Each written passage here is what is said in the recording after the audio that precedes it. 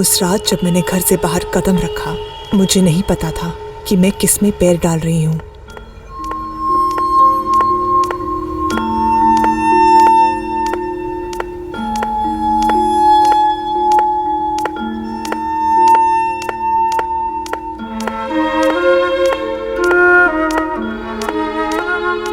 मुझे नहीं पता था कि वो दरवाजा कहाँ को खुलता है।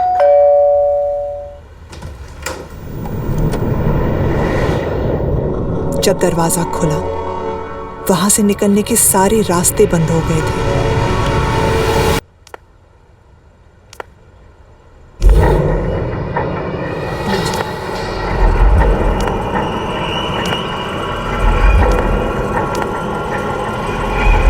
मुझसे झूठ बोला गया, धोखे से मुझे वहां ले जाया गया और मुझे मार डाला गया जान से।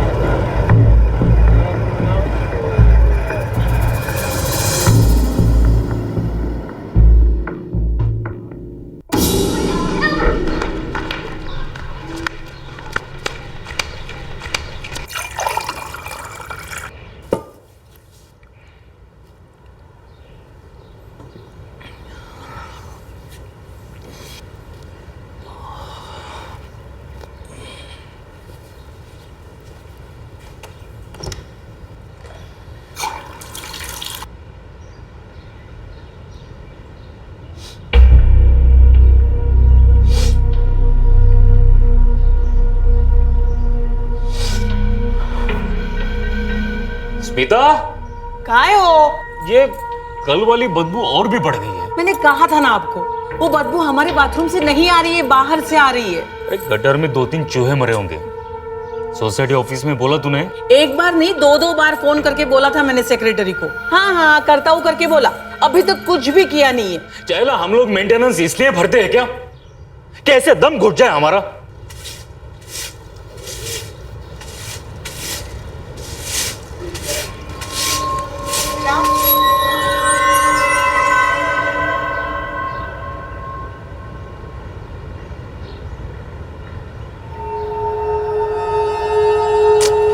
उमेश पढ़ना।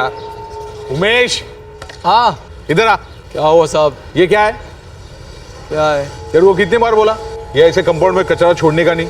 हाँ, कितनी बार बोला? अब मैंने नहीं रखा इसको। अरे तूने बोला एक्स्ट्रा कूड़ेदान चाहिए, हमने एक नहीं 2-2 लाके दिए। सुबह सुबह काय को बॉम्बा बॉम्ब कर रहा है। अरे थैली मैंने नहीं रखा है। तो कौन रखा? क्या खुद ब कुछ चल के आई है? मुझे नहीं पता, किसी और ने रखी होगी। तू अभी के अभी इसको उठा और कूड़ेदान में डाल। अच्छा ठीक है, मैं हाँ चल चल।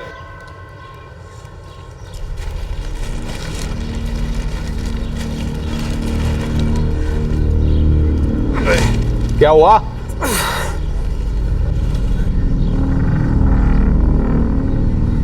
साहब ये कचरा नहीं है। तो क्या है? कचरे की पॉलीथीन के बैग तो दिख रही है ये। बहुत भारी साहब ये। अरे तो कोई भारी कचरा होगा, उठा फिर से।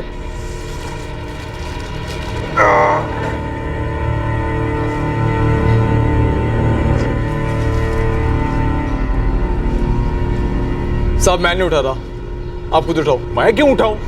उठा उठा तू। नहीं साहब, कुछ तो है इसमें। तू डरता क्यों है बे? तेरे को क्या लगता है इसके अंदर कोई लाश भी है क्या? चल खोल। मेरे को लग रहा है कि कुछ है इसमें। आप देखो ना, एक बार खोल के देखो। वीरा। अरे मुकेश भाऊ, हाँ काय झालं? कोई तो यहाँ पर ये थैला छोड़ कर गया। हाँ, हम देख रहे हैं इसके अंदर है क्या। अच्छा।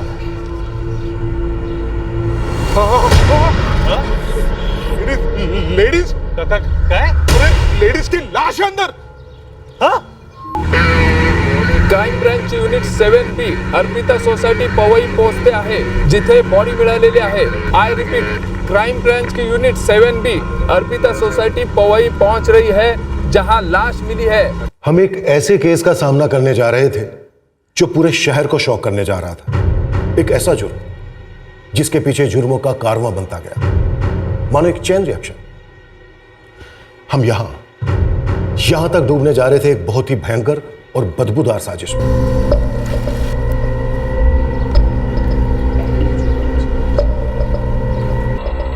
मुकेश राणे, हाँ जी। तुम रोज सुबह 6:30 बजे मॉर्निंग वॉक पे जाते हो, तब तुमने पॉलिथीन नहीं देखा यहाँ पे? नहीं सर, सवेरे मेरी नजर नहीं पड़ी और अचानक मैंने ये पॉलिथीन की बैग देखी सर। इस बिल्डिंग का कचरा तू ही उठाता है ना? हाँ साहब, इन दोनों बिल्डिंग का कचरा मैं ही संभालता हूँ। मैं तो पहली बिल्डिंग का कचरा इकट्ठा कर रहा था, यहाँ तक तो मैं आया ही नहीं साहब। सब पॉकेट्स में से कुछ भी नहीं मिला है और कोई आइडेंटिफिकेशन भी नहीं है। बेचारे पॉलिथीन तपासा, शायद अंदर कुछ रह गया होगा। सर, बॉडी को बाहर से लाकर यहाँ कोई कैसे डंप कर सकता है? और किसने कुछ देखा नहीं? तू रात भर ड्यूटी पर था, किसी को आते हुए नहीं देखा? मैं पूरी रात गेट पर ही ड्यूटी पर था साहब, मैंने किसी को भी आते जाते नहीं देखा साहब। मुकेश, आपने बिल्डिंग में पता किया? हो सकता है ये लड़की किसी के घर आई हो। सर मैंने लाश के फेस की फोटो अपने मोबाइल में ली और हमारे वॉचमैन ललित को हर एक के घर में भेजा। मतलब कोई बाहर से आया और बॉडी यहाँ डंप कर गया। क्यों ललित, हेलीकॉप्टर से आया कोई या फिर अंडरग्राउंड मेट्रो से? सो रहा था ड्यूटी पर? नहीं साहब, मैं नहीं सोता हूँ साहब ड्यूटी पर। पूछ लीजिए साहब को, रात को कोई भी नहीं आया साहब। ज्योति मैडम, पॉलीथीन में कुछ नहीं मिला। कोई निशानी भी नहीं मिली? नहीं मैम, पॉलीथीन एकदम क्लीन है। पूरे कॉम्प्लेक्स में कोई सीसीटीवी नहीं है? सोसाइटी के एनुअल मीटिंग में बात तो हुई थी सर, लेकिन अब तक कुछ हुआ नहीं है। इसी मुहूर्त का इंतजार कर रहे थे आप लोग?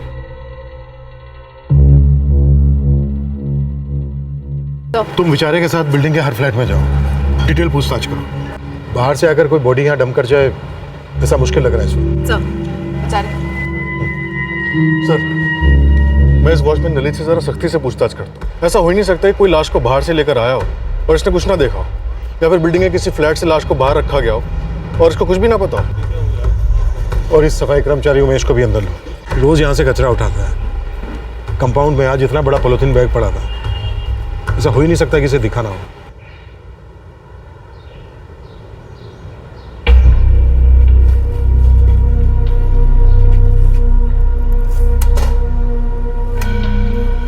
परेश भाई उस बात का कुछ कीजिए ना, हमारे बाथरूम में एंट्री भी नहीं ले जा रही है। तो मैं क्या करूं धनुष भाई? मैं गटर में एंट्री ले लूं और निकालूं वहां से सड़े हुए चूहे को?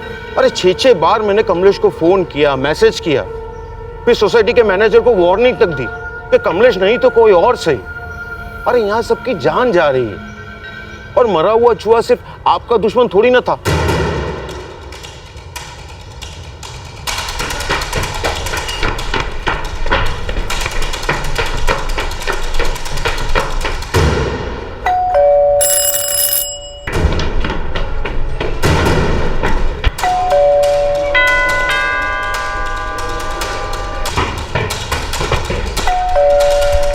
कल क्रैक हुआ है और घाव काफी गहरा है। कल अभी काटा गया डॉक्टर? काफी डीप। 12 घंटे भी नहीं, मतलब कल 12 जनवरी की शाम को कोई 8 बजे के आसपास। हाँ, मैंने विक्टिम के कपड़े और वो पॉलिथीन बैग दोनों की माइन्यूट स्कैनिंग करवाई थी, कुछ नहीं मिला। अप्रोक्सीमेट एज क्या होगी विक्टिम की? यही कोई 25 से 28 के बीच में हो। माँ बनी कभी? उसके कोई साइंस नहीं है।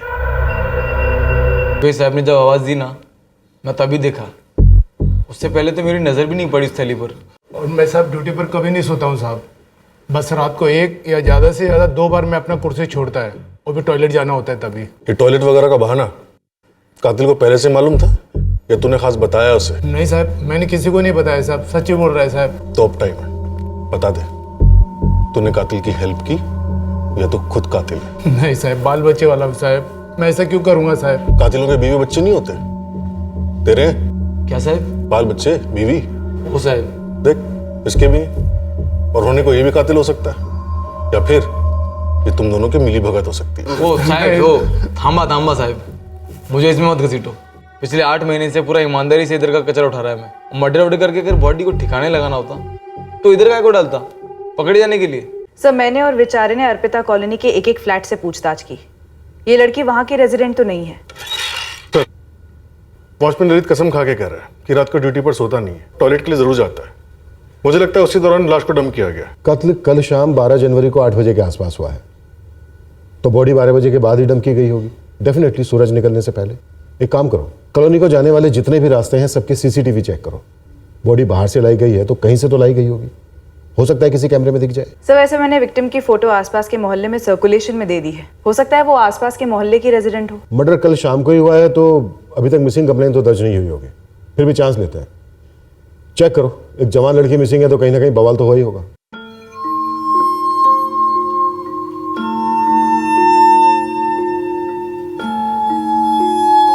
यार नताशा, पोस्ट ग्रेजुएशन लेवल पर इतना डरना बहुत चाइल्डिश है। ओके आई नो यार, लेकिन 3rd टाइम प्रोजेक्ट डिलीट है मेरा। तो क्या हुआ यार, बोल देना नहीं हुआ।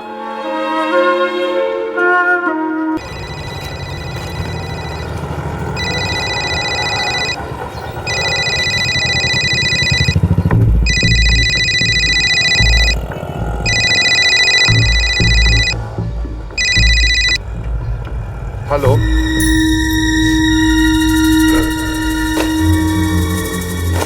बदबू ना बंद ही नहीं हो रही है, क्या करूं इसका, सगळं बंदच करून टाकते।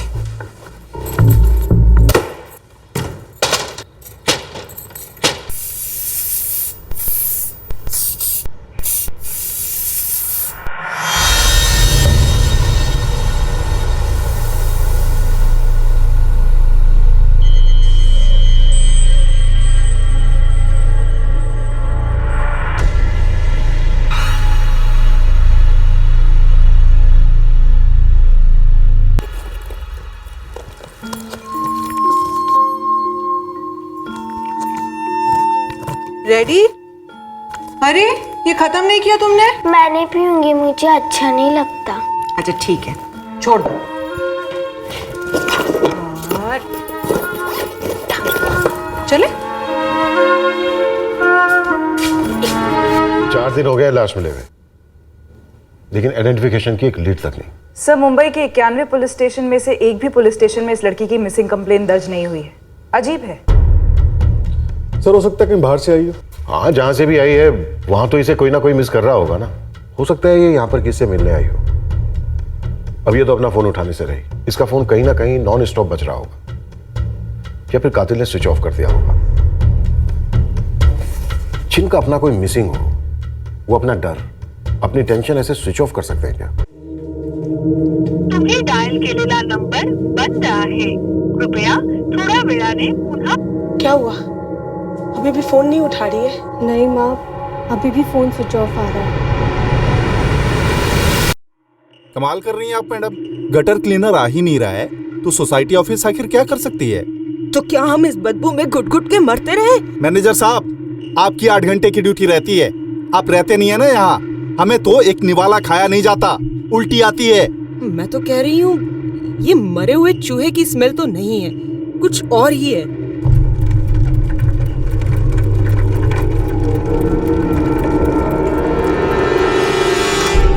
अरे कमलेश, इतना भी नहीं भाव खाने का, समझा? कम से कम 25 बार फोन किया तुझे, SMS किया, तू कभी किसी का जवाब क्यों नहीं देता रे? क्या साहब, आप सब लोग मेरे पे इतना चढ़ क्यों रहे हो?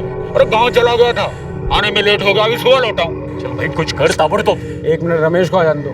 रमेश, चल चल जल्दी कर जल्दी कर। पहले ही बोल रहा हूँ साहब, ये मरे चूहे की बात तो लग नहीं रही है। अरे चूहा हो, बिल्ली हो, कुत्ता हो या हाथी हो, अरे ये गटर खोल और निकाल उसको यहाँ से।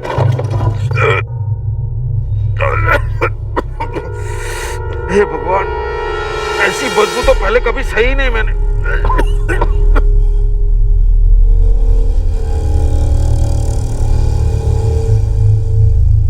साहब, कोई तो बड़ा सा पॉलीथीन का बैग अंदर घुसेड़ा है, अटका हुआ है और बैग में से बांस आ रहा है। अरे तो निकालना बैग को वहां से।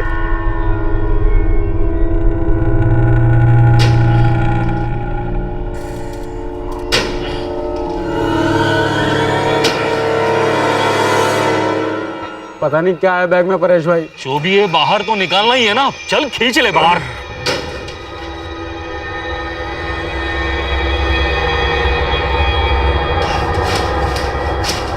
बारी है परेश भाई, कुछ तो लफड़ा लग रहा है। अरे ट्राई करना। परेश भाई, हम दोनों से नहीं होगा। अरे तो 2-4 लोगों को और बुलवा लेना। क्या परेश भाई, 2-4 लोगों को और बुला, अब पुलिस को बुला लो, लफड़ा लग रहा है। पुलिस? 5 दिन से बदबू आ रही थी और डेली बढ़ती जा रही थी। हमें लगा कि गटर में कोई चूहा मर गया होगा, उसी की बदबू होगी। पिछले 5 दिन से हमारे क्लीनर को फोन पे फोन किए जा रहे थे, किसी को लगा ही नहीं कि यहाँ पे बॉडी शॉडी होगी।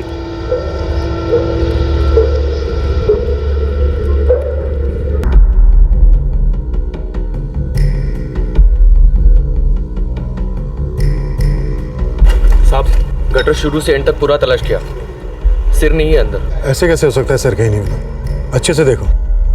सबसे पूछ लिया मैडम, हमारी कॉलोनी की कोई भी लेडीज मिसिंग नहीं है। अभी आप ही कह रहे थे ना कि रोज रोज गटर से लाशें नहीं मिला करती, तो रोज रोज लोग गायब भी नहीं हुआ करते।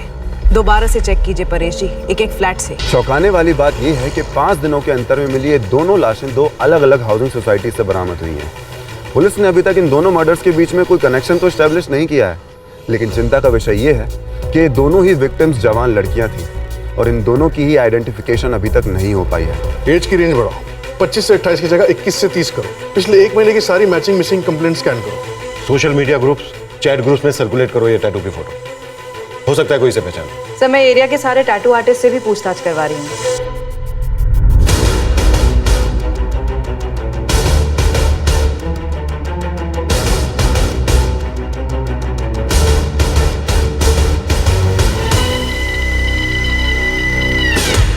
क्या दूसरी विक्टिम का सर मिला शहर के किसी दूसरे कचरा डंप से या कहीं और से? नहीं मिला। हम शहर का चप्पा चप्पा छान रहे थे। साथ ही दोनों विक्टिम्स की आइडेंटिटी एस्टेब्लिश करने की प्रोसेस फुल स्विंग में थी। ऊपर से देखने पर आपको दोनों विक्टिम्स अनकनेक्टेड लगी होंगी, लेकिन श्योरली आपको कनेक्शन तो मिला होगा। दोनों लाशें पॉलिथीन बैग्स में मिली, दोनों हाउसिंग कॉलोनीज के प्रीमाइसेस में, और दोनों विक्टिम्स लगभग एक ही एज की जवान लड़कियां थी। हमें दूसरी लाश के मिलते ही कनेक्शन दिखने लगे थे, पर मीडिया और पब्लिक ये भी इन कनेक्शन को बना सकते थे। हमें शहर में पैनिक फैलने से पहले ही विक्टिम्स की आइडेंटिटी और कातिल दोनों को सामने लाना था। एक बात और थी जो हमें परेशान कर रही थी कि इस सिचुएशन का दूसरे क्रिमिनल्स फायदा ना उठा लें। ठीक है, दोनों बॉडीज पॉलिथीन बैग में मिलती हैं, पर इसके अलावा कोई और कनेक्शन नहीं दिख रहा है। लेकिन सर दोनों बॉडीज का एक दूसरे से 5 दिनों के अंतर पर मिलना और हमारे जुरिस्डिक्शन में मिलना, और तो और दोनों बॉडीज का प्लास्टिक बैग्स में मिलना, कहीं मोडस ऑपरेंडी तो नहीं? दोनों बॉडीज को ऐसी कॉलोनी में डंप किया गया जहां पर सीसीटीवी नहीं, और दोनों बार आसपास के सीसीटीवी को बहुत ही चालाकी के साथ अवॉइड किया गया। ऐसा होना तो नहीं चाहिए सर, लेकिन अगर एक और लाश मिलती है तो पब्लिक भड़क उठेगी, और मीडिया तो है ही ऑयल टैंकर लेकर आग भड़काने और लगाने के लिए। कुलकर्णी, तुम ये कैसे कह सकते हो कि ये सीरियल किलिंग का मामला नहीं है? मोडस ऑपरेंडी ऑलमोस्ट सेम है, और दोनों ही विक्टिम्स जवान लड़कियां थी। ये सर, दोनों विक्टिम्स जवान लड़कियां थी, पर कोई सेक्सुअल असॉल्ट नहीं हुआ। फर्स्ट विक्टिम में तो एस्टैब्लिश हुआ है कि कोई सेक्सुअल असॉल्ट नहीं हुआ। सेकंड विक्टिम की लाश काफी गल चुकी थी, तो कुछ भी कंफर्म नहीं कहा जा सकता। मैंने कई सीरियल किलिंग के केस स्टडी किए हैं। कोई भी सीरियल किलिंग में कोई पैटर्न फॉलो नहीं करता, कुछ प्लान नहीं करता, और न ही विक्टिम की आइडेंटिटी छुपाने की कोशिश करता है। ओके कुलकर्णी, तुम्हारे पॉइंट को सही मानते हुए ये मानते हैं कि ये सीरियल किलर नहीं है, लेकिन किलर तो है। मर्डर्स में कोई कनेक्शन भी हो सकता है। हो सकता है सर। और कोई मैचिंग मिसिंग कंप्लेंट नहीं है पूरे शहर में? एक्चुअली नहीं है सर। शायद ये दोनों विक्टिम्स आउट ऑफ सिटी से हो, इसलिए इतने बड़े शहर में उन्हें पहचानने वाला कोई नहीं। इस हालात में अगर और एक भी लाश मिली तो शहर में सिचुएशन संभालना आसान नहीं होगा।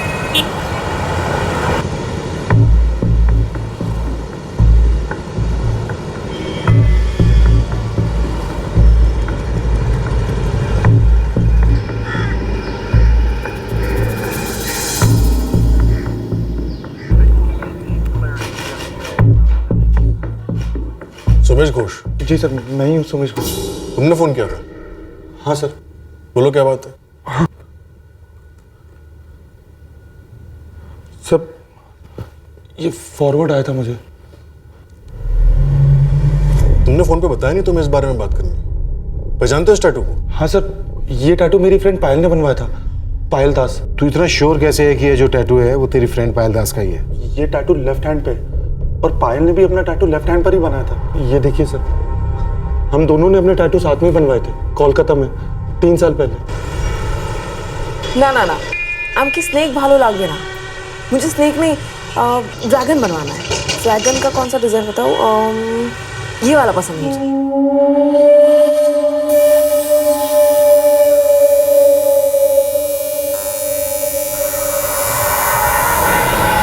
देखो सुमेश, अपने आप को संभालना। लाश का सर नहीं है, लेकिन टैटू है। Okay sir. वाह यार, तो बहुत सुंदर है, लेकिन पता है ये ज्यादा अच्छा है।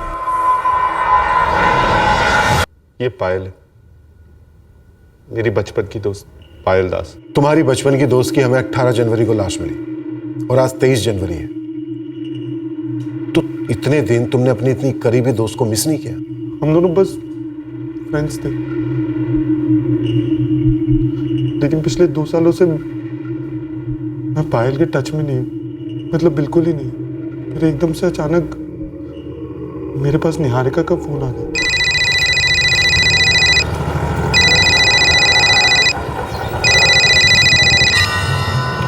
हेलो। हेलो सोमिश्रा, कौन बोल रहा है? मैं निहारिका, पायल की बहन, बारासात से। क्या बात है निहारिका, ऐसे अचानक? पायल दीदी का फोन 2 दिन से नहीं लग रहा है। माँ और मैं उन्हें दिन रात ट्राई करते रहते हैं, लेकिन उनका फोन स्विच ऑफ ही आ रहा है। क्या आप पता लगा सकते कि बात क्या है? मेरी भी उससे काफी दिनों से बात नहीं हुई है निहारिका। अच्छा, तो कोई और है जिसे मैं फोन कर सकती हूँ? ऐसे तो मैं किसी को जानता नहीं हूँ, लेकिन तुम रुको, मैं कुछ पता करता हूँ।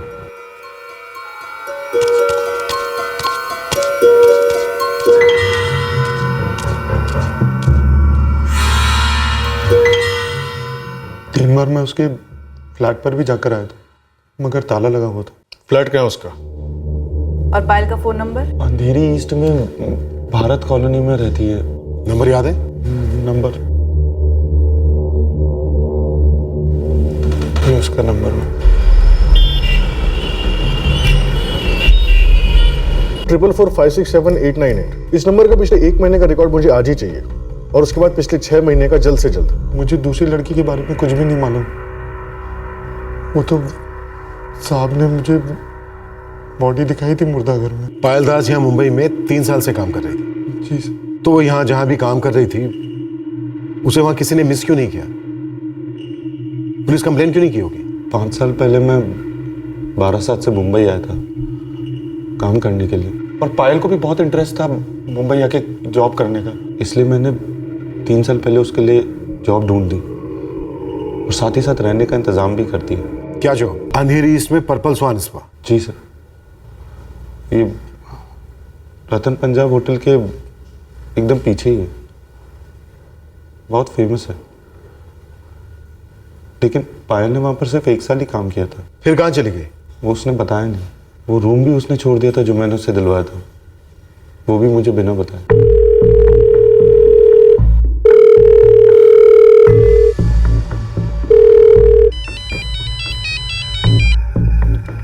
हाँ सोमेश, बोलो। क्या बोलूं पायल, 2 हफ्ते से तुम मेरा फोन नहीं उठा रही हो। तुम्हारे वो क्या नाम है, वो पर्पल स्वान स्पा, वहां गया तो उन लोगों ने बताया तुमने नौकरी छोड़ दी है। तुम्हारे रूम पे गया तो पता चला तुमने कमरा भी छोड़ दिया है। क्यों हुई पायल, क्या हुआ है? आजाद हो गई हूँ मैं, तरक्की हो रही है मेरी। तुम ये अब बता रही हो मुझे? ये हमारा छोटा सा बारासात नहीं है पायल, और ये हमारा बड़ा सा कोलकाता भी नहीं है। अरे वही तो मैं भी कह रहा हूँ पायल, ये हमारे कोलकाता से भी बड़ा, देश का सबसे बड़ा शहर है। और मैं सबसे बिजी भी, काम के अलावा टाइम ही नहीं मिलता, इसीलिए फोन नहीं किया। अब कहाँ काम कर रही हो? कौन से पार्लर में? नहीं, कोई पार्लर नहीं। अब मैं खुद की एक चलती फिरती उठती बैठती पार्लर हूँ, फ्रीलांसर। कैनो, तुमको मालूम भी है कितना बड़ा रिस्क है उसमें? ज्यादा पैसा भी तो है, और वैसे भी इतनी बड़ी सोने की नगरी में आके रिस्क नहीं लिया, उसको सोना भी तो नहीं मिलेगा। स्कूल टाइम से ही बड़े बड़े सपने थे पायल के। स्कूल की सीढ़ियां भी एक करके नहीं चढ़ती थी वो। तो ये फ्रीलांस मसाज सर्विस, फोन पर भी अपॉइंटमेंट फिक्स होते हैं? होते होंगे। मुझे इस सब के बारे में कुछ भी नहीं मालूम। 2 सालों में बस कभी कभार मेरी पायल से बात होती थी, वो भी फोन पर। कभी मिले नहीं हम लोग, फुर्सत ही नहीं थी उसे। आज उसकी लाश देख ली, सर कटी।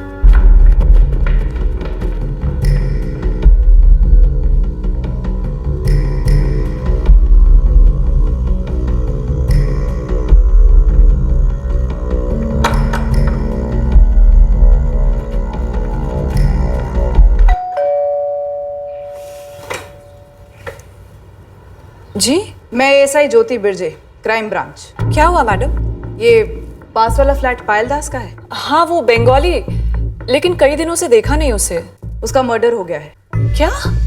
तभी मैं सोचूं, इतने दिनों से उसका फ्लैट बंद क्यों है? एक्चुअली मैडम, हमारा ज़्यादा इंटरेक्शन नहीं होता था उसके साथ। कभी सीढ़ियों पे या तो फिर बिल्डिंग कंपाउंड में वॉक करते समय हाय हेलो हो जाता था बस। और कई दिनों से पायल और स्वाति दिखी भी नहीं थी। ये स्वाति कौन है? पायल की रूममेट। मैडम वो दोनों ना स्पा पार्लर में काम करती थी। स्पा समझते हो ना, मसाज विसाज। ये स्वाति फ्रीलांसर थी या किसी स्पा से जुड़ी हुई थी? ये हम लोग को कैसे मालूम होगा? वैसे भी हम लोग उनसे ज्यादा बात नहीं करते थे। योगेश दलवी कौन है? योगेश भाऊ, मतलब योगेश दलवी इस मकान के मालिक हैं और ये पायल और स्वाति इनके किराएदार थे। किसी के पास नंबर है योगेश दलवी का?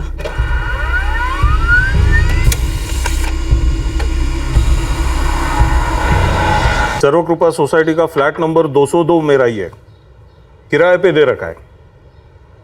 भानगढ़ का है मैडम? तुम्हारी किराएदार पायल दास का मर्डर हुआ है। अरे क्या बोलता है तुम्ही? पेपर में पढ़ा होगा तुमने, एक औरत की लाश मिली सर कटी हुई। हाँ मैंने पढ़ा तो था। वो तुम्हारी टेनेंट पायल दास है। मैडम मुझे ज्यादातर पता नहीं रहता कि मेरे फ्लैट पे कौन रहता है। तुम्हें नहीं पता कि तुम्हारे फ्लैट में कौन रहता है? दिमाग तो ठीक है तुम्हारा? वो फ्लैट मैंने मेरे ब्रोकर को दे रखा था, नितिन गावड़े नाम है उसका। 6 महीने का किराया वो मुझे एडवांस में दे देता है और फिर वही हैंडल करता है सभी पार्टीज को। मैडम मैं उस फ्लैट पे कभी जाता तक नहीं। पर अब तो तुम्हें आना पड़ेगा, वो भी चाबी के साथ, और नितिन गावड़े को भी लेकर आना। सर, जैसा कि सोमेश ने बताया कि फ्लैट कई दिनों से बंद है।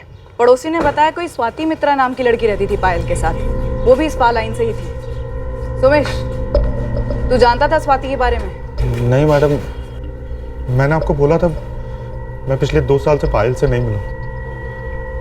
हाँ, कभी कभार फोन पे बात हो जाती थी, मगर वो भी जल्दबाजी में।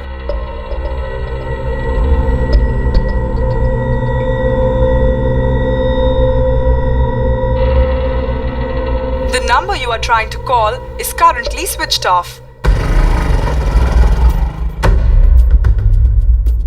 योगेश दलवी? जी, ये चाबी। सर, ये फ्लैट के ओनर है योगेश दलवी और ये ब्रोकर है नितिन गावड़े। जी सर, लेकिन नितिन ने ये फ्लैट किसी लड़की को किराए पे दिया ही नहीं था।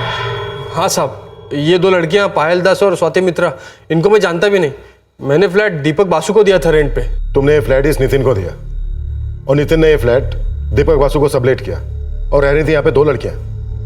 वो क्या रहा है ये? कौन है दीपक बासु? 2 दोस्त है मेरे साहब। सुमेश, तुम जानते हो इस दीपक बासु को? नहीं सर। आप लोग में से कोई जानता है इस दीपक बासु को? पता नहीं सर, हमने तो यहाँ पे सिर्फ स्वाति और पायल को ही देखा है।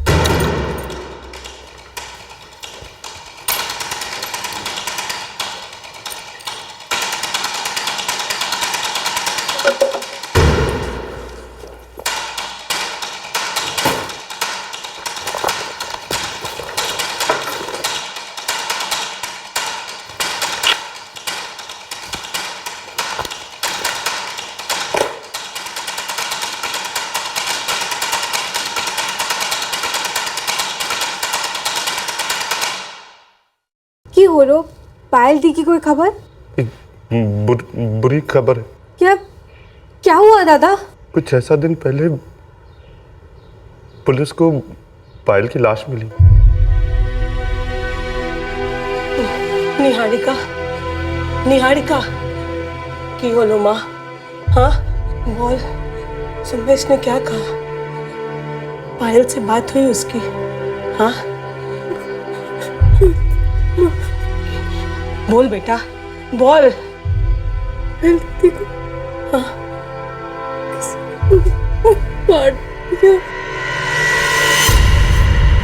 पायल के सारे डॉक्यूमेंट्स, उसका आधार कार्ड भी और पासपोर्ट भी। सर, मुझे स्वाति मित्रा का आधार कार्ड और पासपोर्ट भी मिला है। और सर, ये वही लड़की है जिसकी लाश हमें मिली थी। यस, हमारी फर्स्ट विक्टिम।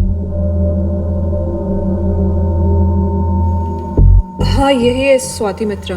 लगता है आप लोग इतनी पढ़ाई करती हैं कि न्यूज़पेपर नहीं पढ़ती। जी मैडम। हमने हर न्यूज़पेपर में स्वाति की लाश की फोटो छापी थी। पब्लिक से अपील की थी कि कोई इसे जानता हो तो सामने आए। आप तीनों तो पड़ोसी हैं उसके। सर, फोटो तो देखा था पेपर में मैंने, लेकिन सपने में भी नहीं सोचा था कि ये दोनों मेरे ही फ्लैट में रहने वाले होंगे। मैं इन दोनों से कभी मिला नहीं, मैं इनका नाम तक नहीं जानता। मैंने ये फ्लैट इस नितिन के हवाले कर रखा था। साहब मैंने इश्तिहार देखा था वो बिना सर की लाश के बारे में, लेकिन आई शपथ साहब अभी देख के मैं भी शॉक हो गया हूँ। मैंने इन दो लड़कियों को कभी नहीं देखा, सब दीपक बासु ही देखता था। एग्रीमेंट के पेपर्स का। और ये दीपक बासु कौन है? दोस्त था मेरा, तो इसलिए एग्रीमेंट के पेपर नहीं बनवाए। उसको और 2 फ्लैट रेंट पे दिए मैंने साहब। फोन लगा उसे अभी कभी और उसको बोल आके मिले मुझसे ताबड़तोड़। हाँ, ये स्वाति है। The number you are trying to call is currently switched off. साहब ये दीपक बासु का फोन अभी भी स्विच ऑफ आ रहा है। 4442321111। यही है दीपक बासु का नंबर? हो साहब। सर इस नंबर की डिटेल्स में वैसे भी निकलवा ही रहा था। पायल दास की इसी नंबर पे आखिरी बार बात हुई थी। करता क्या है दीपक बासु? अच्छा दोस्त था मेरा, मतलब अच्छी जान पहचान वाला था। मैंने इसको 3 अलग अलग फ्लैट किराए पे दिए थे और मैं उससे किराया लेता था और मालिक को देता था, घर मालिक को, अपना कमीशन रखकर। अच्छा धंधा चला रहा था। कोई एग्रीमेंट वगैरह करता है इसका? अब 3-3 फ्लैट किराए पे लिए थे तो उतना झंझट कम होता था ना मेरा। 3-3 फ्लैट किराए पर लेता है, रहता कहाँ है और करता क्या है?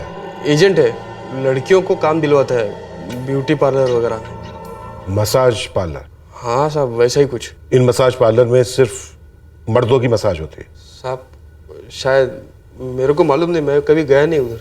होटल्स में, घरों में भी फोन करके लड़कियों को बुलाया जा सकता है मसाज करवाने के लिए। और इस सब में इस दीपक बासु को क्या मिलता है? साहब कमीशन जैसा कुछ, दलाली जैसा कुछ। अब मेरे को किराया टाइम से देता था, आज तक कोई लफड़ा नहीं हुआ।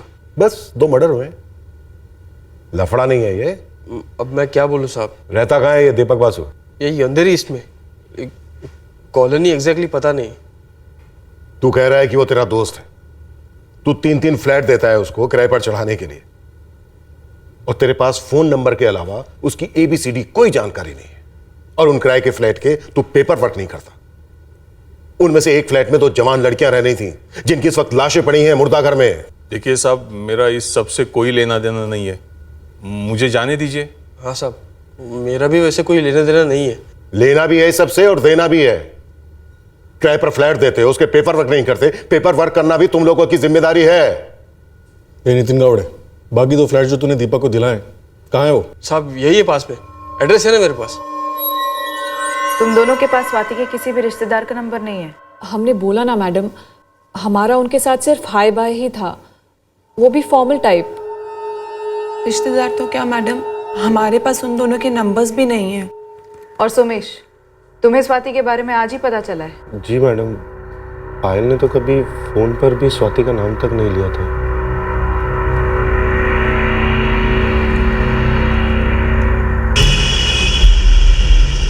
लड़की का नाम है स्वाति मित्रा और एड्रेस है 24 रत्नमणि कॉलोनी, भीरू नगर, कोलकाता। नोट कर लिया उसका एड्रेस, हम उसका फैमिली को कांटेक्ट करेगा। ओके, थोड़ा जल्दी करेंगे सर प्लीज, स्वाति की बॉडी मॉर्ग में है। हाँ हाँ समझ गया, जल्दी हो जाएगा। सर आगे से राइट।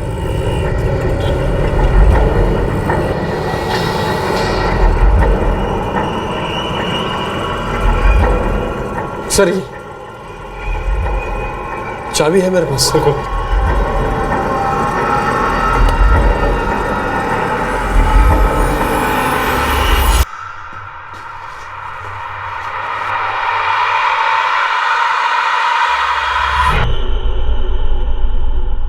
दीपक ने ये फ्लैट भूतों को दे रखा था क्या? साहब सच बोल रहा हूँ, कसम से मेरे को कुछ मालूम नहीं ये सब क्या हो रहा है। वो दीपक तो ठीक ठाक सा बंदा था। 2 लड़कियां रहती थी यहाँ। थी मतलब 2 महीने से दिखी ही नहीं वो। उनका नाम नंबर कुछ है आपके पास? नहीं सर, कभी 2 बातें भी नहीं हुई उनसे। कब से रह रही थी यहाँ? 6 महीने पहले आई होगी, फिर लगभग 2 महीने से दिखी ही नहीं वो। करती क्या थी कुछ पता है? नहीं सर।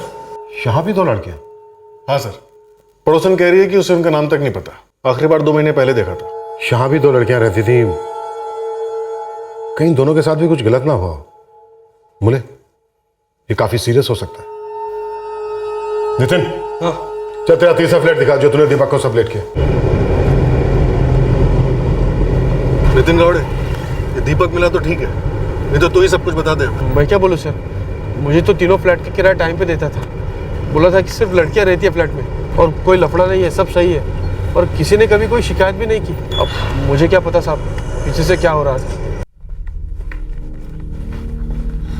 मैडम मैं जा सकता हूँ? मेरा ड्यूटी का टाइम हो रहा है मैडम।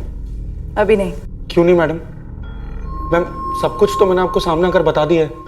पायल की भी पहचान हो गई है आप लोगों को, और साथ ही साथ स्वाति की भी पहचान हो गई है। लेकिन कातिल की पहचान अभी बाकी है। तब तक क्या मैं यही रहूंगा मैडम? अरे मेरा मालिक मेरे पैसे काटेगा। पायल का सर काटा गया है जो अभी तक मिला नहीं है। सोमेश, पायल तुम्हारी बचपन की दोस्त थी ना? तुम्हें थोड़ा टाइम और यहाँ रुकना होगा।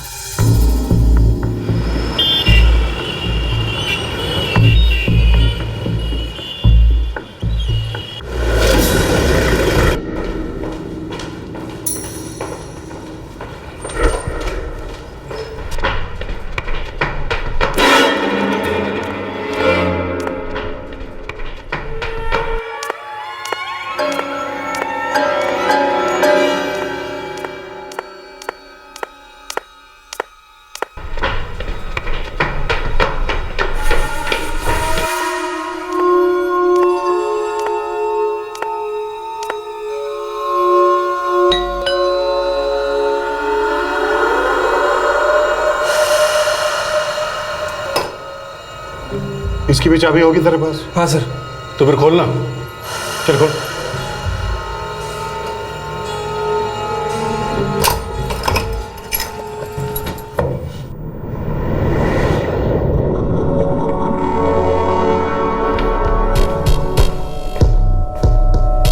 पूरा घर खाली है? नहीं मुले, खाली नहीं, दरअसल यहाँ बहुत कुछ है, काफी कुछ। फोरेंसिक बुलाओ, एक क्राइम सीन है हमारा। सर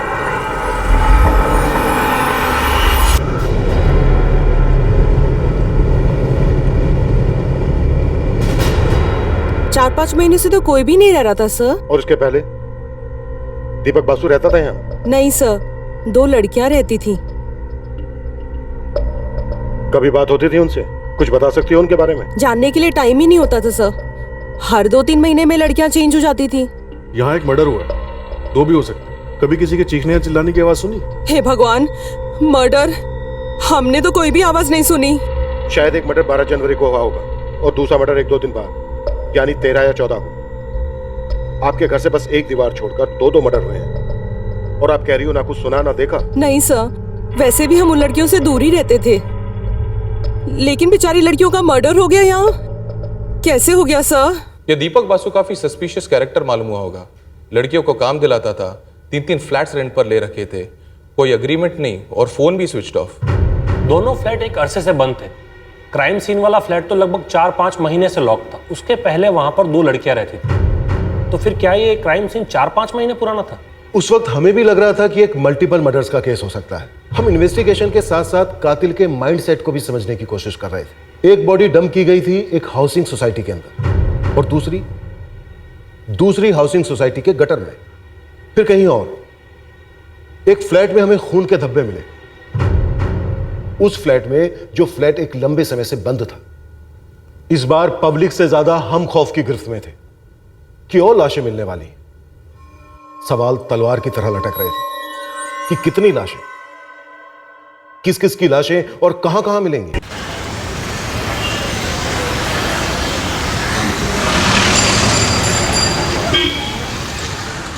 समर छोटो बहन स्वाति, तुम्हारी छोटी बहन स्वाति मित्रा का मुंबई में मर्डर हो गया।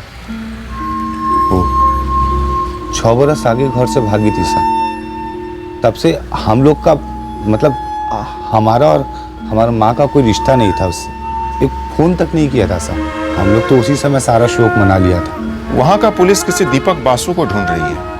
हमें जानिए तो हम लोग को तो बोल के गई थी कि कोई मसाज पार्लर में काम करने जा रही है, लेकिन हम लोग को ये सब बिल्कुल पसंद नहीं था। स्वाति का फोन नंबर तो होगा तुम्हारे पास?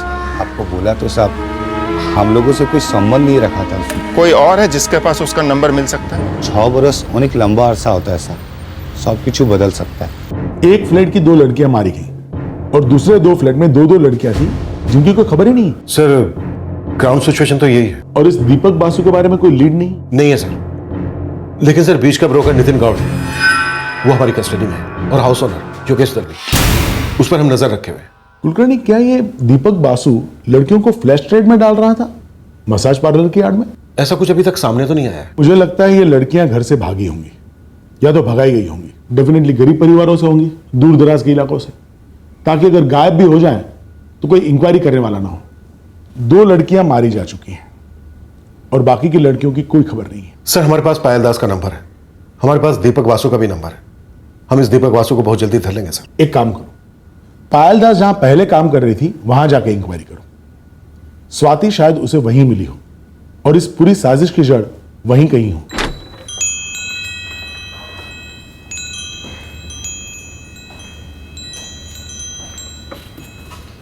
जी मैडम।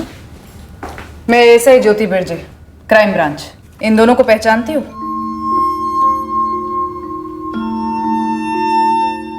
तुम्हारा मतलब है तुम पायल को जानती थी और स्वाति मित्रा को नहीं? एक्चुअली मैम, मैं यहाँ 2 साल पहले ही ज्वाइन हुई हूँ। तब पायल ऑलरेडी यहाँ काम करती थी, फिर 1 महीने बाद अचानक वो छोड़ के कहीं चली गई। और स्वाति? स्वाति मित्रा का नाम सुना था पर कभी देखा नहीं। स्वाति मित्रा के बारे में कौन बता सकता है? मैडम, यहाँ हर 6 महीने में स्टाफ बदलता है। अभी सब नए आए हुए हैं, लेकिन हाँ, सभी लड़कियाँ एक दूसरे के बारे में अच्छे से जानती है। छोटा सा सर्कल है, काफ़ी टाइट है। मैडम, अभी 1 घंटे में स्पा शुरू होगा, तभी सब आएंगे। मैं बात करके आपको फ़ोन करती हूँ। दीपक बासु नाम सुना है? दीपक बासु? जी नहीं मैडम।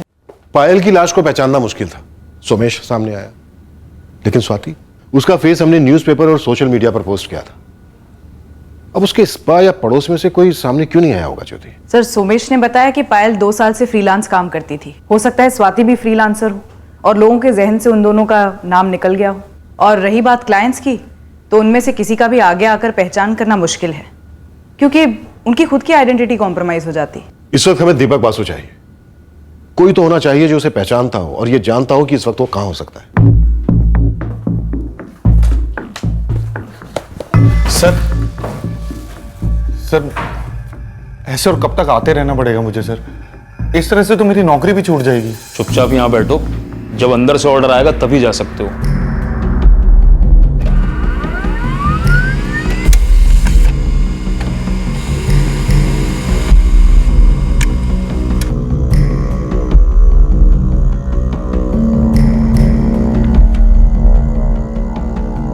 ट्रिपल 4098980। नहीं, कल तक बहुत लेट हो जाएगा। मुझे अगले 10 मिनट में इस नंबर की डिटेल्स चाहिए।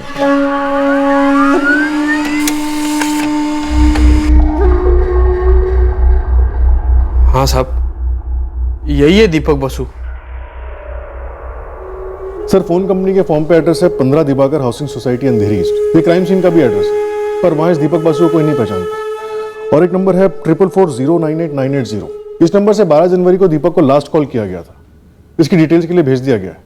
मुंबई का ही नंबर। पायल और स्वाति मसाज सर्विस करती थी। हो सकता है ये दीपक बासु उनका एजेंट हो किसी किस्म का। सारे मसाज पार्लर से स्कैन करो, कोई ना कोई ऐसा जरूर होगा जो इस दीपक बासु को जानता होगा। इस वक्त ये हमारा प्राइम सस्पेक्ट है। कुलकर्णी साहब, वो फ्लैट जिसमें खून के निशान पाए गए थे, वो 100% दोनों मर्डर्स का क्राइम सीन है। और जो ब्लड सैंपल्स हमको वहां से मिले थे, वो पायल दास और स्वाति मित्रा दोनों के ब्लड ग्रुप से मैच कर गए हैं। हम दीपक बासु नाम के एक आदमी को ढूंढ रहे हैं। उसका कोई क्रिमिनल रिकॉर्ड हमारे हाथ में लगा है। अश्विन, अगर उसके या उसकी किसी साथी के फिंगरप्रिंट्स मिल जाए तो हम सेंट्रल डेटाबेस से मैच कर सकते हैं। वैसे हम पूरी कोशिश कर रहे हैं, बट क्राइम सीन से क्लियर फिंगरप्रिंट नहीं मिले। स्कैनिंग जारी है।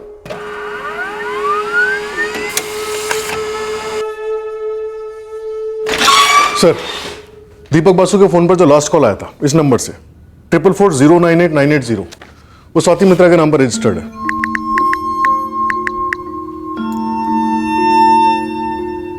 और सर, दीपक बासु का नंबर 444232111, ये 12 जनवरी से स्विच ऑफ है, रात 10:30 बजे से। स्वाति का लास्ट कॉल इसी दीपक वाले नंबर को था 12 जनवरी को, और उसके एक दिन पहले 11 जनवरी को पायल दास का लास्ट कॉल था इसी नंबर को, यानी दीपक को।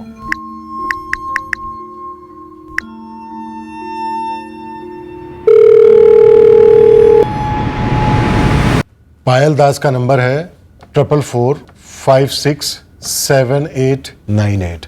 पायल दास 11 जनवरी को दीपक को कॉल करती है और दीपक का नंबर है 444232111। दीपक को इस नंबर पर कॉल करने के बाद फिर 11 जनवरी को ही रात के 10:30 बजे पायल का नंबर स्विच ऑफ हो जाता है। स्वाति मित्रा का नंबर है 444980 से 12 जनवरी को दीपक को कॉल करती है और दीपक को कॉल करने के बाद 12 जनवरी को ही रात के 10 बजे स्वाति मित्रा का फोन भी स्विच ऑफ हो जाता है, जो अभी तक स्विच ऑफ है।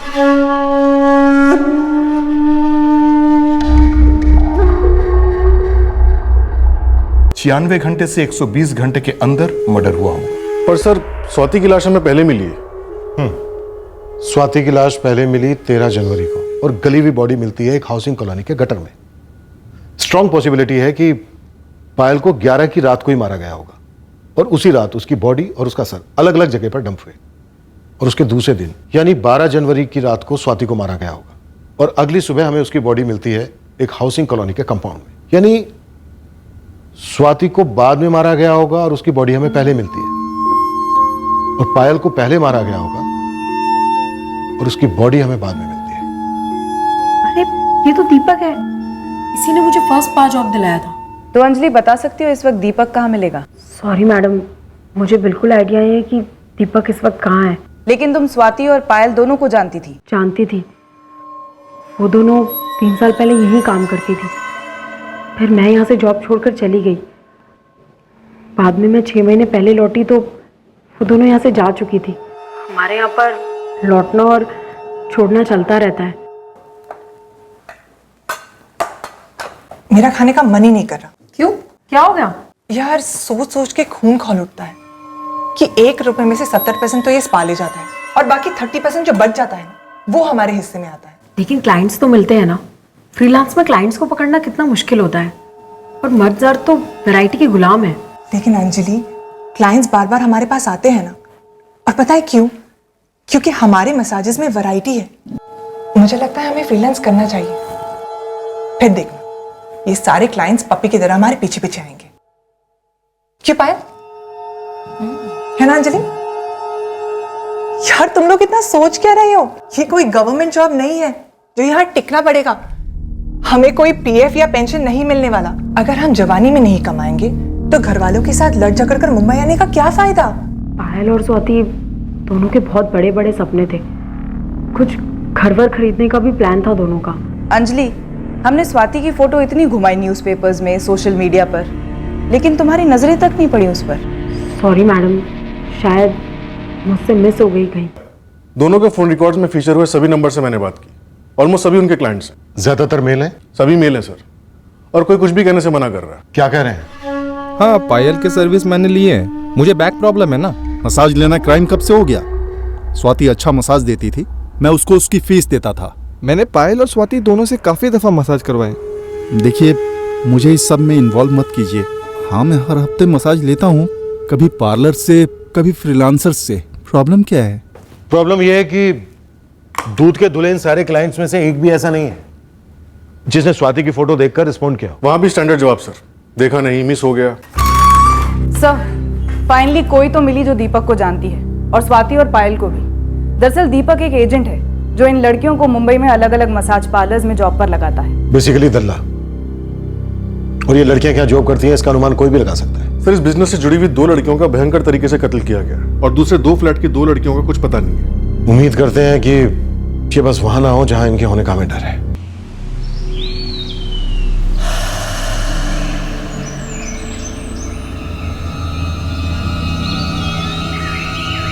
हाँ सर, औरत का सर है, पूरी तरह सड़ चुका है। सर, नेशनल पार्क की येऊर साइड की तरफ से बरामद हुआ है। विचारे तुम कह रहे थे कि सिर के साथ कुछ और भी मिला है। हाँ सर, कटे हुए सर से 800 मीटर दूर एक बुरी तरह जली हुई लाश मिली है। Male female? मेल है सर, लगता तो मेल है सर। हाँ, मैं दीपक बासु को अच्छी तरीके से जानती हूँ। वो तो हमें नजर आ रहा है। दीपक के फोन रिकॉर्ड में सबसे ज्यादा तुम्हारा नंबर दिख रहा है। हाँ, वो मैं दीपक की पत्नी जैसी हूँ। ये पत्नी जैसी क्या होता है? पत्नी जैसी मतलब हम दोनों लिव इन में रहते हैं। तुम करती क्या हो? कभी दीपक ने मुझे भी और लड़कियों की तरह जॉब पर लगाया था, स्पा में। फिर हम दोनों एक दूसरे को पसंद करने लगे तो मैंने ये लाइन छोड़ दी। हम दोनों साथ में रहने लग गए। दीपक इस वक्त कहाँ है? 13 जनवरी से वो घर नहीं आया है, ना ही फोन किया है। पूरा टाइम फोन स्विच ऑफ है। तुम्हारी आवाज से ऐसा लग तो नहीं रहा। मेरी आवाज से मत जाइए सर, बहुत टेंशन में हूँ मैं। इतनी टेंशन में हो कि पुलिस में कंप्लेंट भी नहीं की? सर दीपक कई दिनों के लिए बाहर जाता रहता है, बस उसका फोन स्विच ऑफ नहीं होता। इस बार उसका फोन स्विच ऑफ है। माजरा क्या है सर, सब ठीक है ना? ये सुरेश मांजरेकर कौन है? सुरेश दीपक का दोस्त है सर, पर हुआ क्या है कुछ तो बताइए। सर इस सुरेश मांजरेकर का नंबर दीपक बासु के फोन रिकॉर्ड्स में बार बार रिफ्लेक्ट हो रहा है और इसका फोन भी 12 जनवरी से स्विच ऑफ आ रहा है। इसका सिम कार्ड एप्लीकेशन फॉर्म पे भी दीपक बासु का ही एड्रेस है जो हमारा क्राइम सीन है। जी सर। सर दीपक के साथ लिव इन में रहने वाली लड़की प्रीति का कहना है कि दीपक ना 13 जनवरी से घर आया और ना ही उससे फोन पर बात हुई है। कोऑर्डिनेटेड क्राइम लगता है सर। 11 जनवरी को पायल का मर्डर हुआ, फिर उसकी लाश ठिकाने लगाई गई। 12 जनवरी को स्वाति का मर्डर हुआ, उसकी लाश ठिकाने लगाई गई। फिर ये दीपक ऑफ रेडार हुआ और अब ये सुरेश मांजरेकर भी। और कल हमें एक जली हुई मेल बॉडी मिली और उसके पास से एक फीमेल सिर जो शायद पायल का हो सकता है। ये कुछ ज्यादा कन्वीनियंट नहीं लग रहा, जैसे हमें गुमराह करने के लिए कोई प्लान रचा गया। पहचानते हो इस टैटू को? ये टैटू मेरी फ्रेंड पायल ने बनवाया था, पायल दास।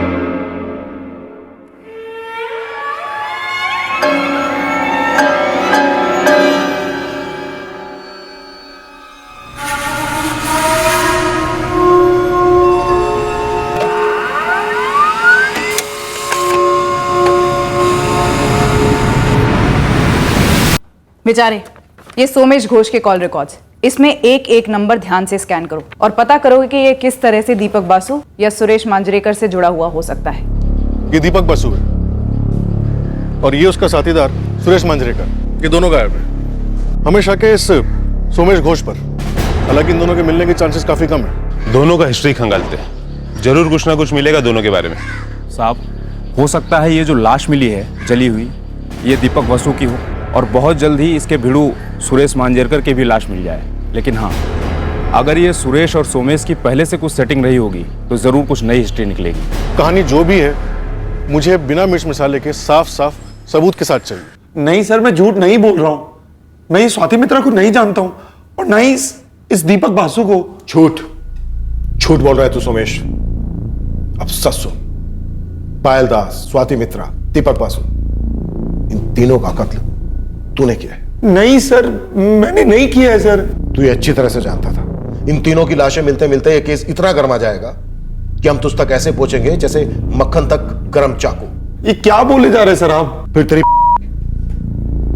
और तू हमारे सामने खुद आ गया टैटू की पहचान करवाने, क्योंकि तू जानता था कि 2 दिन और पायल के घर वाले 12 साल से यहां, और उसके बाद सिर्फ और सिर्फ तेरा नाम सामने आता और तेरी खटिया खड़ी।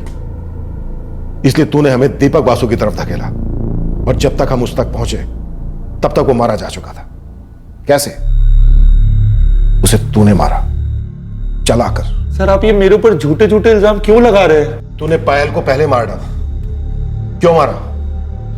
क्योंकि भले ही वो तेरी बचपन की दोस्त हो, लेकिन जवानी में ये बचपन की दोस्ती प्यार में बदल गई थी सिर्फ और सिर्फ तेरी तरफ से। अरे नहीं सर, पायल सच में मेरी दोस्त थी और मैं ही उसे गांव से यहां लेके आया था। और उसने रिटर्न में तुझे क्या दिया? तुझे बिना बताए नौकरी छोड़ दी, घर बदल दिया। तेरी चिड़िया पिंजरे से बड़ी हो गई थी, ये तुझसे देखा नहीं गया, तू जलकर राख हुआ और तूने पायल को मार डाला। नहीं सर। तू पायल से प्यार करता था या नहीं करता था सोमेश? स्वाति मित्रा को क्यों मारा? क्या उसने पायल को तेरे खिलाफ भड़काया था? क्या वो तुझसे तेरे प्यार को दूर कर रही थी? क्या पायल और दीपक बासु का कोई चक्कर था और तूने रेड हैंड पकड़ लिया था? बोल, अब तेरा खेल खत्म है सोमेश। अरे मैं कोई खेल नहीं खेल रहा हूं सर, मैंने कुछ गलत नहीं किया है। सुरेश कहां है? उसे भी मार डाला, कहां है उसकी लाश? क्या वो मिला हुआ इन सब में तेरे साथ? आप जो जो बोल रहे हैं ना सर, वो मैं समझ ही नहीं पा रहा हूं और मैं सुन भी नहीं रहा हूं सर, क्योंकि आप लोग झूठ बोल रहे हैं। फंसाना चाहते हैं ना आप लोग मुझे?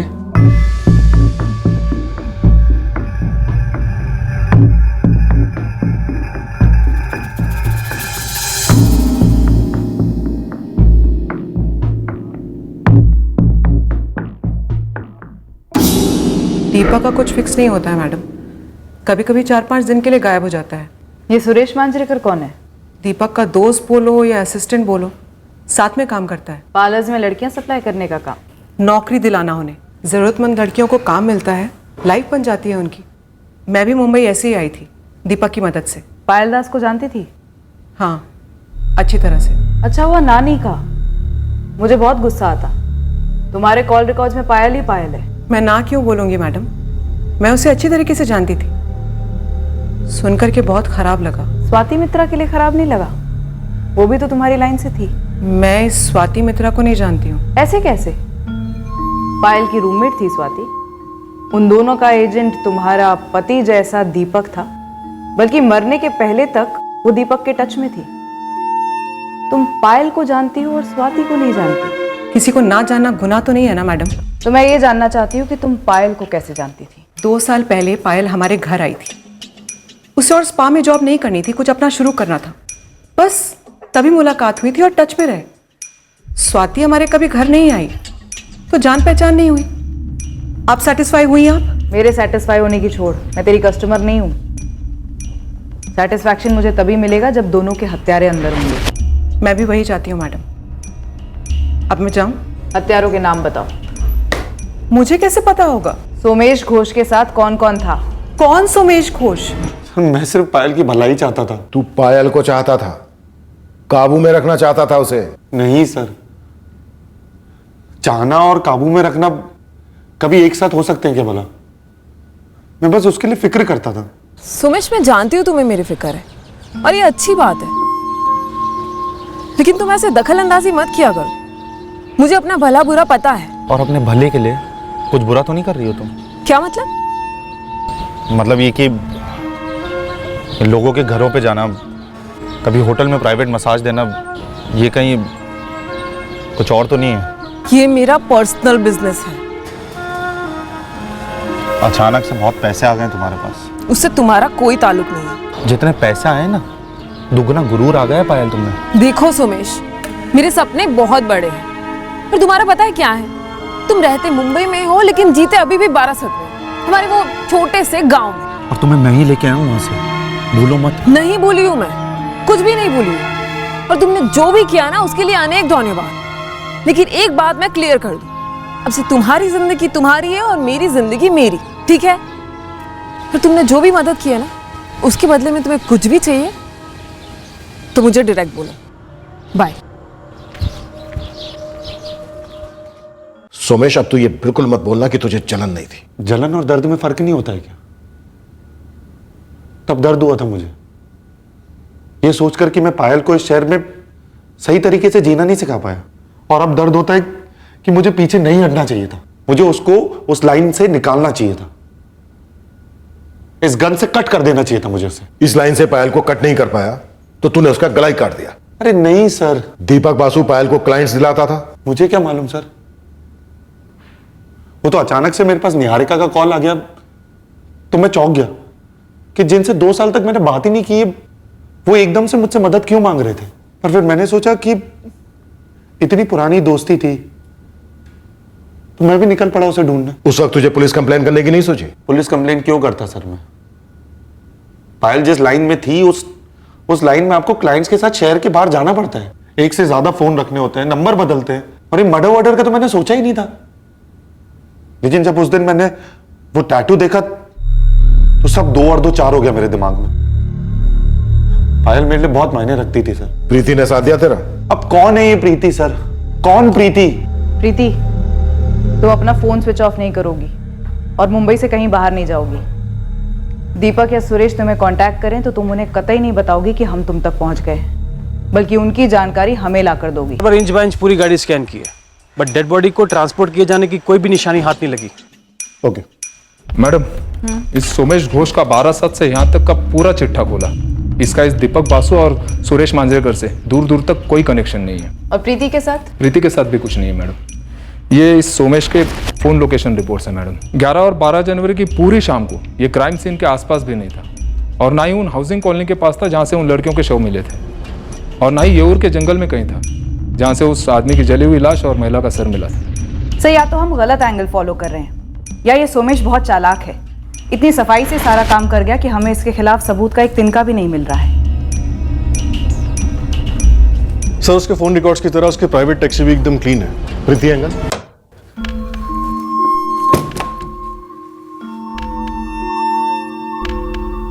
सर प्रीति ने सोमेश की तरह खुद ब खुद काफी कुछ बता दिया, जैसे उसका और दीपक का रिश्ता, उसकी और पायल की जान पहचान, और उसका स्वाति को ना जानना। सोमेश जेलेसी वाला एंगल साफ इनकार कर रहा है। अब ये सुरेश और दीपक हाथ लगे तो उनका मोटिव भी सामने आ सकता है। सर अगर सोमेश किलर है तो एक बात अटपटी है, उसने स्वाति की लाश को पहचान के लिए छोड़ दिया, पायल का गला काटा और दीपक की लाश को जला दिया। उसने तीनों ही बॉडीज को जला क्यों नहीं दिया? उसके लिए ये काम काफी आसान हो जाता और लाशों की शिनाख्त करना काफी मुश्किल। ये उसकी चाल भी हो सकती है ज्योति। पहले फिलहाल मिसलीड करो, उसके बाद दीपक को सस्पेक्ट बनाओ और फिर दीपक को जला के राख कर दो। कई और भी पॉसिबिलिटीज हो सकती हैं। हो सकता है सोमेश वाकई में इनोसेंट हो और मुझे दीपक, जो लाश हमें मिली वो सुरेश की हो, जिसे किसी कारणवश दीपक ने मार डाला हो। या फिर उल्टा सर, लाश दीपक की हो और सुरेश ने उसे मार डाला हो। सर इस वक्त दीपक के खिलाफ सबसे मजबूत पॉइंट ये बनता है कि दोनों विक्टिम्स पायल दास और स्वाति मित्रा ने मरने से पहले अपना लास्ट कॉल इस दीपक बासु को किया था। The number you have called is currently switched off.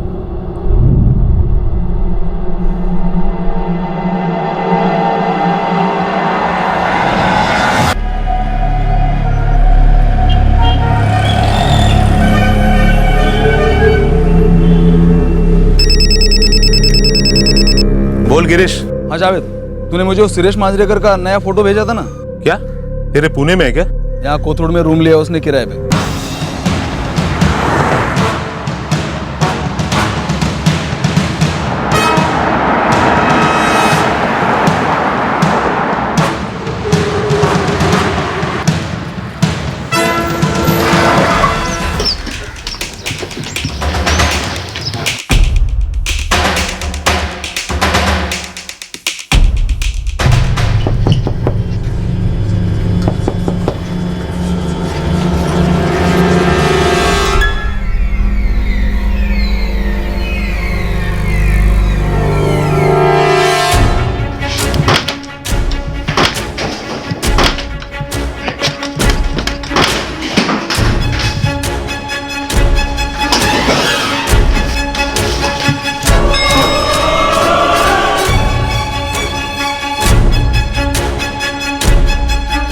Auto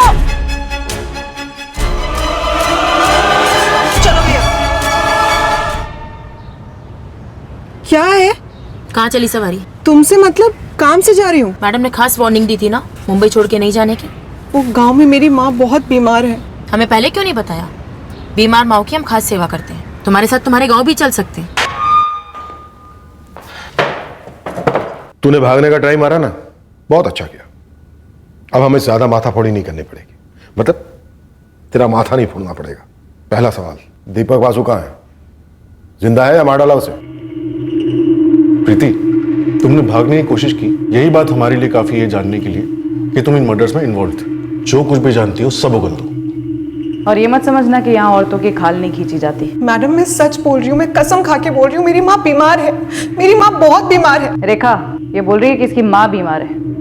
चल इसका इलाज करते हैं। वो पत्ता कैंची वैची सब लेकर आ। बहुत दिनों से किसी पे हाथ नहीं साफ किया। देखो प्रीति, सुरेश मांजरेकर पकड़ा गया और उसने बोलना भी शुरू कर दिया। इसका मतलब ये कि तुम लोगों के नाटक पे से पर्दा उठ गया है। दीपक को मैं क्यों मारूंगा साहब? तो फिर किसने मारा दीपक को? दीपक को किसने मारा? आप लोगों को किसने बोला कि दीपक मारा गया? जिंदा है? हाँ। पायल और स्वाति को किसने मारा? दीपक ने। सुरेश ने दीपक का साथ दिया। उन दोनों ने मिलकर पहले पायल को मारा और उसके बाद स्वाति को। उसी स्वाति को जिसे तू कल तक जानती नहीं थी। अब क्या छुपाऊं मैडम, मैं बहुत डर गई थी। पूरा कांड किया सुरेश और दीपक ने और बेकार में मैं फंस जाती, जबकि मेरा दूर दूर तक कोई रिश्ता नहीं है। रिश्ता तो तेरा है, दीपक के साथ पत्नी के जैसा और हमसे झूठ बोल के इस मर्डर के साथ खूनी के जैसा। नहीं नहीं मैडम ऐसा मत बोलो, मैंने कुछ भी नहीं किया है। जब तुम्हें मालूम था कि तुम्हारे उस पति जैसे आदमी ने और उसके दोस्त ने 2 लड़कियों की हत्या की है, तुम पुलिस के पास आई क्यों नहीं? उन्होंने मुझे धमकी दी थी कि अगर मैंने अपनी जबान खोली तो अगली लाश मेरी मिलेगी। क्या पलटी मार रही वो? मैं तो दीपक के साथ दोस्ती की वजह से फंस गया इस केस में साहब। दीपक प्रीति को क्या धमकी देता था साहब? सारा का सारा प्लान तो उसी ने बनाया था।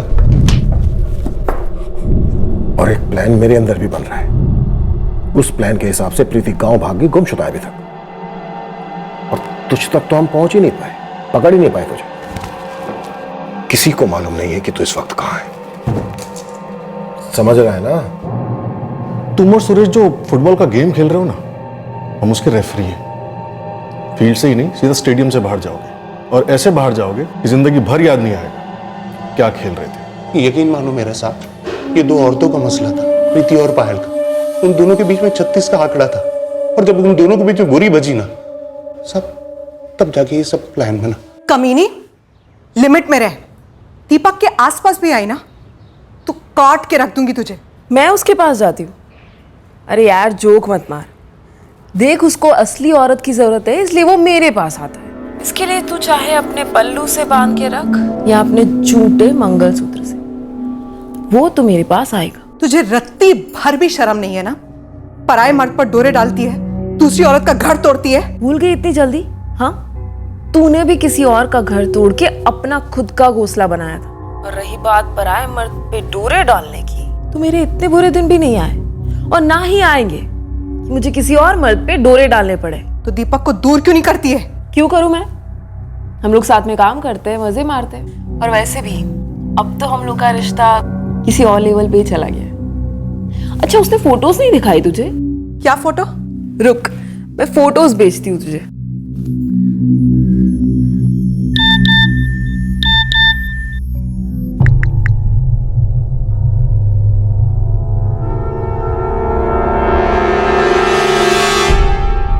ऐसा लग रहा था सच में पेट में तेजाब जमा हुआ है, और वो कमीनी रुकने का नाम ही नहीं ले रही थी। शादी के फोटोज के बाद सुहागरात के फोटोज आए, और दीपक मेरी बात सुनने को तैयार ही नहीं था। ये शर्ट मैंने तुझे गिफ्ट की थी, जो एक कुत्ती उतार रही है इस फोटो में। क्यों कर रहा है तू मेरे साथ ऐसा? हाँ यार, तो दूर की बात है, इंसानियत भी नहीं है ना तुझ में? चुप कर! एक झापड़ मार के थोबड़ा तोड़ दूंगा तेरा, समझी? एक तो जब से नोटबंदी हुई तब से बिजनेस के बंबू लगे हुए हैं, ऊपर तेरा रोज रोज का रोना। इस घर में किस चीज की कमी है? तेरा पिक्चर, मूवी, ये वो, पार्लर, शॉपिंग, फलाना ढिमकाना सब कुछ पूरा किया। एहसान कर रहा है मुझ पे? रोते रोते तू मेरे पास आया था जब वो कमला तेरे मुंह में थूक करके चली गई थी, और तेरे कमजोर हाथों में 2 साल की सोनिया को छोड़ के गई थी। किसने पाला सोनिया को? मैंने। कैसे पाला? सगी मां की तरह। तूने शादी की मुझसे? नहीं। कैसे रखा तेरा घर? सगी बीवी की तरह।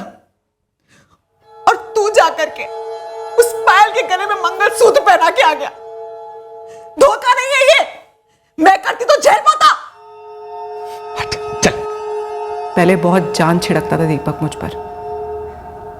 हम तीनों इतना खुश थे, मनाली और गोवा भी घूमकर आए थे। और उसके बाद ये पायल आई, डायन साली। सब कुछ बर्बाद कर दिया उसने। मेरी गृहस्थी तो छोड़ो, उसने दीपक को रास्ते में ला छोड़ा था। वो लल्लू की तरह फंसता जाता था और वो पुलिस की धमकी देती रहती थी। कैसी धमकी?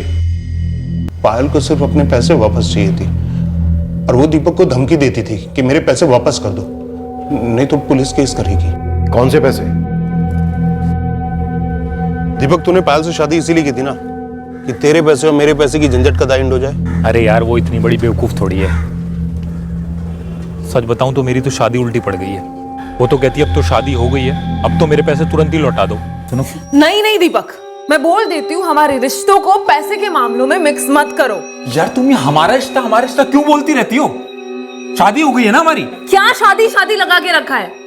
वैसी शादी तो तुमने उस भैंस प्रीति से भी की थी ना। उससे घाटा पड़ा तो मेरे पैसे पे नजर है तुम्हारी। देखो, सब पता है मुझे। यार हम दोनों एक है ना, हम एक है ना, एक है तो हमारी कमाई एक क्यों नहीं है? बिल्कुल नहीं हो सकती, क्योंकि तुम आज भी मेरी हर अपॉइंटमेंट से कमीशन के पैसे लेते हो। लेकिन ये जो 7 लाख रुपए है ना, वो मेरे हैं, मेरी सेविंग्स है, और जब भी मांगती हूँ तुम पैसे लौटाते ही नहीं हो। बात होती है तो प्यार, शादी, हम एक है वगैरह वगैरह शुरू हो जाता है तुम्हारा। वो पैसे कहां भाग रहे हैं? तुम और प्रीति तो भाग सकते हो ना।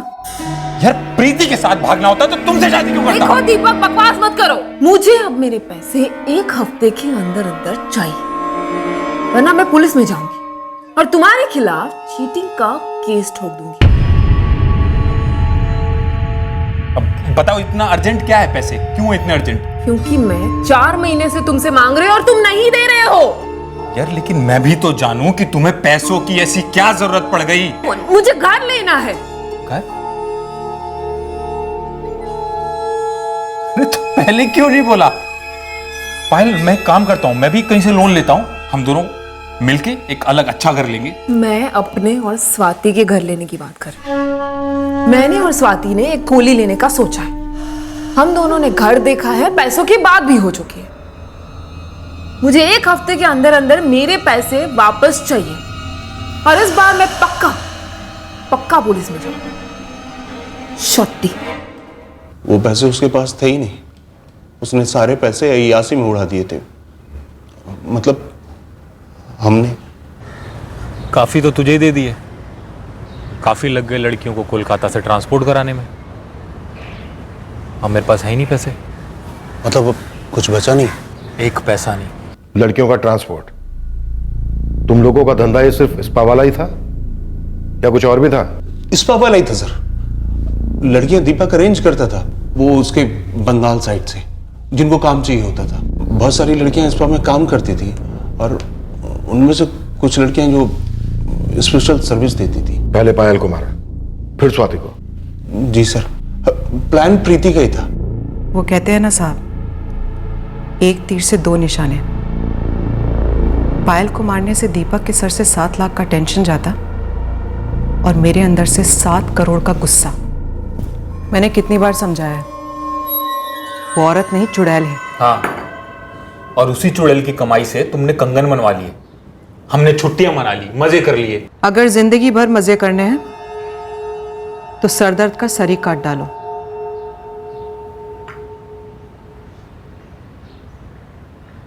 क्या कोई पहली बार थोड़ी होगा? और अगर एक की मौत से 3-3 जिंदगियां सुधर सकती हैं तो उसमें बुरा क्या है? और वैसे भी उसके आगे पीछे है कौन? और अगर है भी तो हमें क्या, उसकी सोचें या अपनी सोचें? तुम पायल के मर्डर की सोच रही हो? मैं तो सोच चुकी हूं,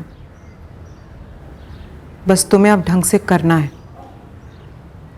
उसे पैसे देने के बहाने फ्लैट पे बुलाओ और फिर एक पैसे का हिसाब देना। ऐसा हिसाब देना कि फिर पैसे मांगने की नौबत ही ना आए।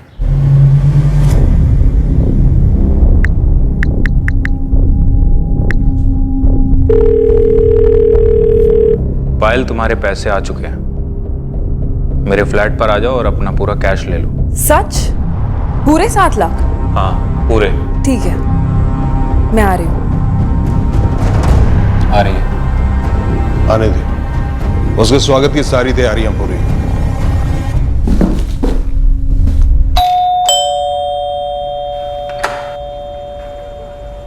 आओ पायल।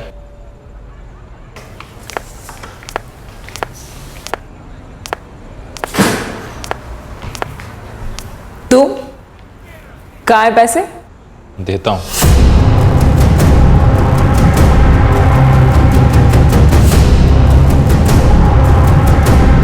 कुछ ज्यादा ही जोर से चॉपर चल गया जोश में, तो सर अलग हो गया बॉडी से।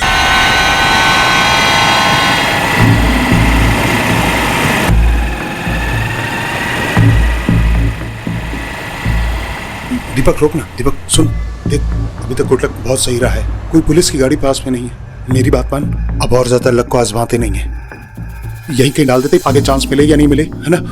चल अंदर ले लेना।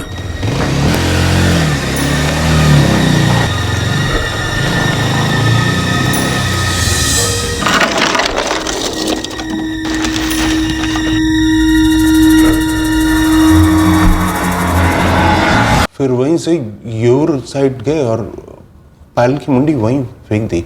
ये सब 11 जनवरी की रात को हुआ। डेट तो याद नहीं है। तो पायल को मारने के बाद उसकी अगली रात को स्वाति को मार डाला। क्यों?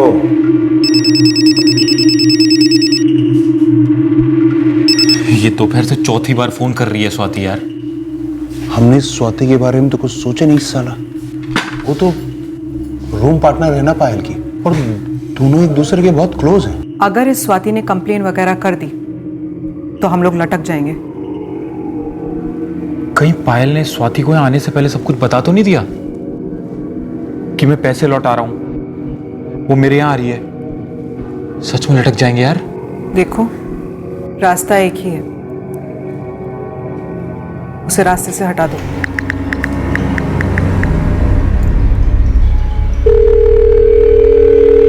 अरे स्वाति, मैं तुम्हें ही कॉल करने वाला था। बड़ा परेशान हूँ यार पायल को लेकर मैं। क्यों दीपक साहब, क्या हुआ उसे? अरे कुछ नहीं, कल रात को हमने डिनर किया, उसके बाद उसे एक के बाद एक उल्टियां होने लगी। अरे बाप रे, अब वो कैसी है? मैंने डॉक्टर को बुलवाया था, दवाई दी है उसे, लेकिन उसमें उठने की ताकत नहीं है बिल्कुल भी। फोन तो उठा सकती है ना? उसका फोन कब से स्विच ऑफ ही आ रहा है। वो गोलियों की वजह से नींद में है। अच्छा सुनो ना स्वाति, तुम यहाँ आ सकती हो क्या पायल की देखभाल के लिए? देखो, मैं और किसी को तो बुला नहीं सकता, प्रीति को तो बिल्कुल नहीं, मतलब समझ रही हो ना तुम। मैं खुद रुक जाता, लेकिन मेरी बेटी का एनुअल डे है। ठीक है दीपक साहब, मैं अभी आती हूँ।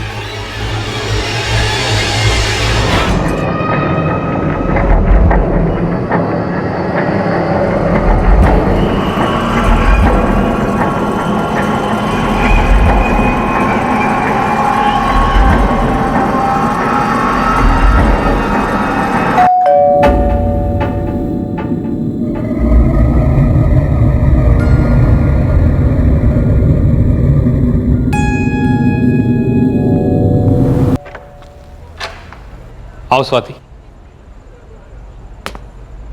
दीपक दा, पायल कहाँ है? वो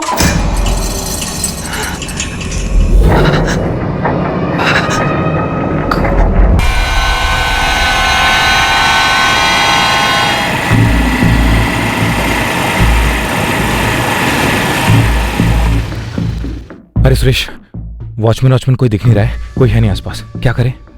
चल अंदर चल, चल जल्दी डाल देते।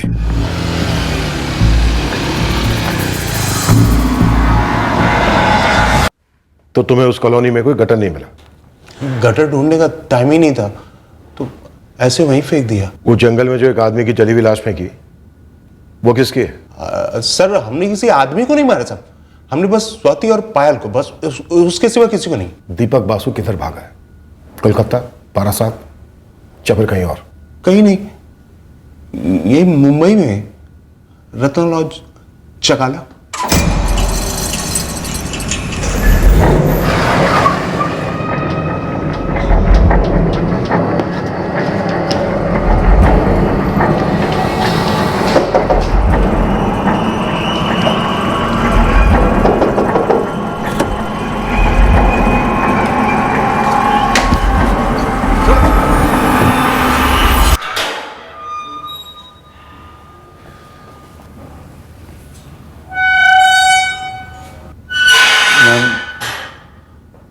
दीपक बासु पकड़ा गया क्या?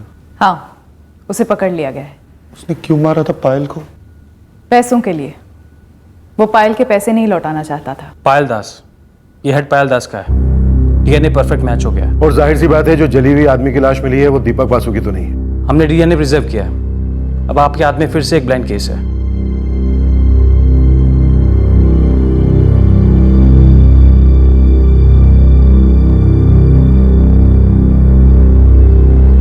इसलिए दोनों क्रिमेशंस फाइनली हमने ही किए। और जो जली हुई मेल बॉडी थी, वो केस चल रहा है? हाँ, हम उस पर लगे हुए हैं। कुछ ज्यादा ही ट्रेजिक केस था ये।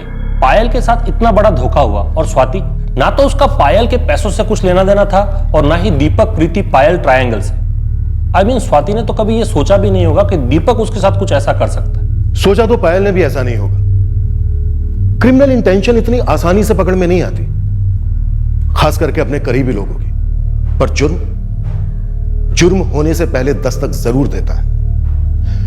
खासकर क्रिमिनल के बिहेवियर से यह पता चल जाता है कि उसकी इंटेंशन क्या हो सकती है। शायद पायल को पहले समझ जाना चाहिए था कि दीपक जिसके साथ वो फाइनेंशियली और इमोशनली जुड़ रही है, वो सिर्फ और सिर्फ उसका इस्तेमाल कर रहा है। लेकिन एक आम इंसान चीजों को भरोसे के चश्मे से देखता है, ना कि हमारी तरह शक के चश्मे से। पायल और स्वाति को समझ जाना चाहिए था, पर वो तो भरोसे में गई, एक फ्रॉड के जाल में फंसी और एक बहुत ही भयंकर मौत मारी गई, जो वाकई में बहुत दुखद है। इस तरह के और भी एपिसोड देखने के लिए हमारे चैनल को सब्सक्राइब करें और बेल आइकन दबाना ना भूलें।